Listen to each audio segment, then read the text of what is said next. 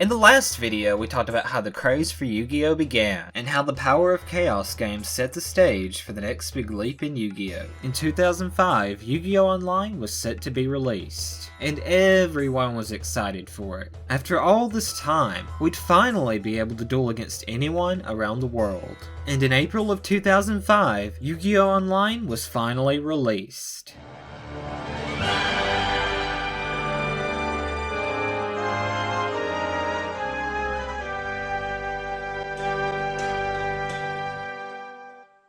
I remember loading up the game and seeing this login screen for the very first time. It was so freaking awesome. And after finally clicking that login button, it would take you to the game lobby.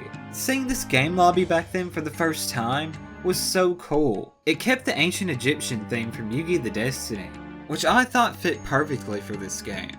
Looking around the game lobby, you could see the names of other players from around the world, and it was so exciting back then. Another cool thing that was in the lobby was the chat room, where you could chat with other duelists or find someone to duel against. You could either challenge a specific person to a duel, or go against a random person via auto duel. Each player starts off with the basic starter deck.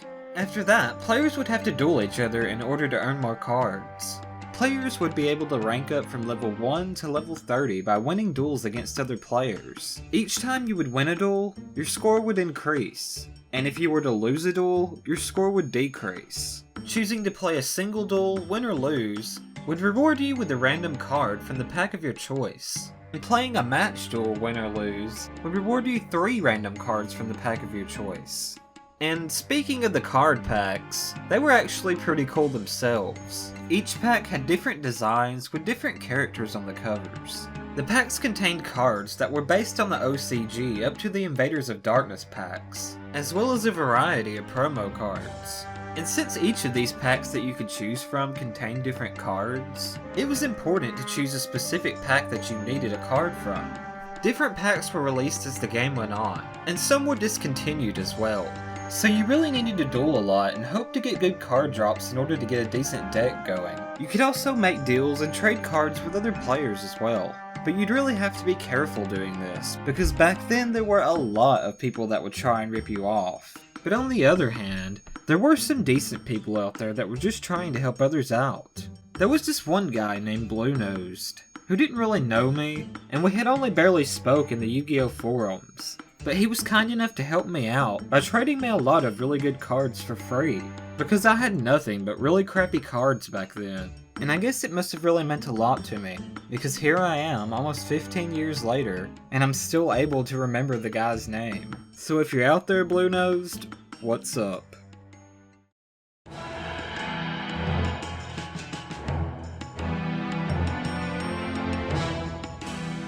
And now it's finally time to talk about the worst part of this game, which of course was the way you had to pay in order to play a duel. The way that they had it set up back then was you had to pay real money per duel in order for you to even be able to duel in the first place. The system was called Duel Pass Points, or DP for short. It costed 1 DP per duel. Duel Pass points were obtained by purchasing duel passes. Purchasing a duel pass would earn you 30 duel pass points, along with a free card and 10 mileage points, which were points that you could save up after buying passes to exchange for cards. And this was honestly the biggest con that I had with this game, because after your starter pack that came with the game ran out, you had to purchase more duel pass points using your credit card. So by purchasing 1 duel pass, you'd only be able to play 30 duels before you'd have to buy another pass. There were also bundle passes like the Duel Pass 150, which was the equivalent to buying 5 duel passes. However, this option was later suspended in the US due to fraud, so this option was actually only available in the game for a very short amount of time. Afterward, buying duel pass bundles in the US was pretty hard. I had to actually go to eBay to find them off of secondhand sellers, who would just send you a game code after paying them. The only other option was to buy USB duel pass keys, which were only purchasable in select stores. But these were hard to find as well, because they were so limited and everyone was trying to buy them. The USB option was the best choice for the price. It was the equivalent to 3 duel passes. It worked like a standard USB flash drive, except it only contained the info necessary to transfer game credits to your account. In my opinion, the game would have been way better off if they would have just made it into a monthly subscription.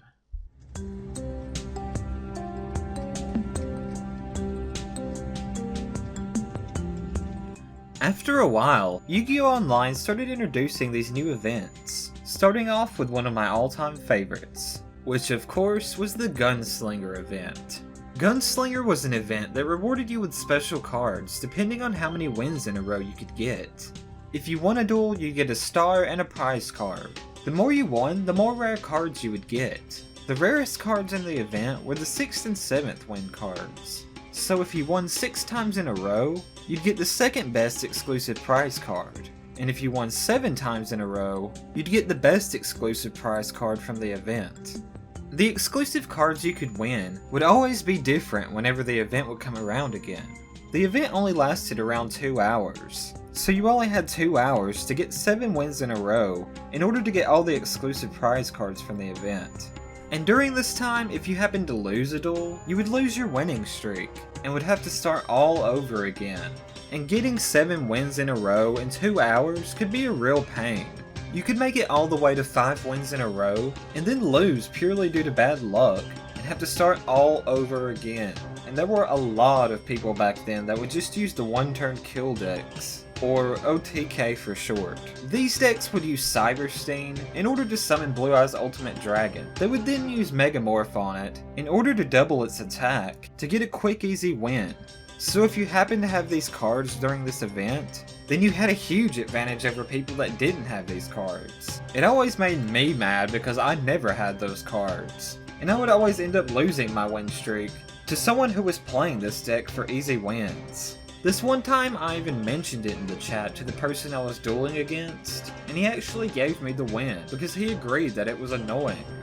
But overall, it was a really fun event, and if you participated, not only did you get some great cards, but you also got the title of Gunslinger as your duelist rank.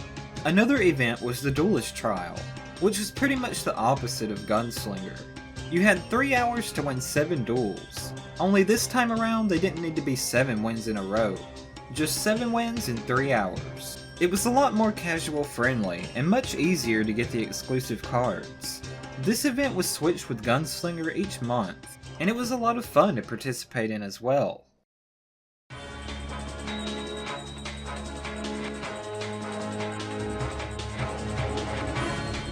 Up next, we have the Championship events, where some of the best players in the world gathered to test their skills. The Championship events were held with each season of the year. First up, there was a preliminary phase, in which 16 preliminary tournaments were held.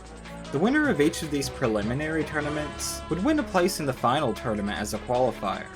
Those 16 qualifiers would compete again in the final tournament to determine who would become the #1 Yu-Gi-Oh! Online champion in the world. The winners received exclusive prize cards. They would also receive exclusive titles as well.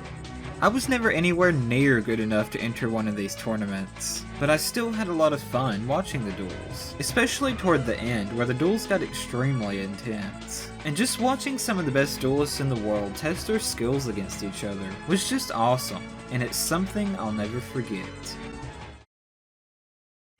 Yu-Gi-Oh! Online eventually reached over a total of 1 million players, but things didn't stop there, because this was only the beginning. The next big installment of the game was just around the corner, and with it came a lot of new things that would change the game completely.